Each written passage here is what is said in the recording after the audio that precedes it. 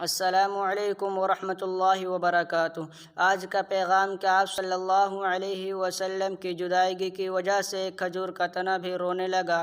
عن انس بن مالک رضی اللہ عنہ ان رسول اللہ صلی اللہ علیہ وسلم خطب الى رزق جزع واتخذوا له منبرا فخطب عليه فحن الجزع حنين الناقة فنزل النبي صلى الله عليه وسلم فمسه فسكت كما رواه الترمذي۔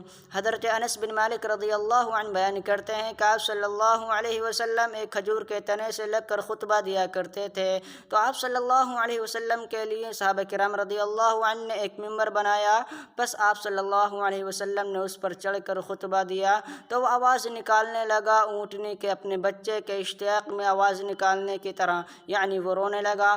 پھر آپ صلی اللہ علیہ وسلم ممبر سے نیچے اترے اور اس کو ہاتھ لگایا تو وہ خاموش ہو گیا، کما رواہ الترمذی۔ فقط والسلام علیکم۔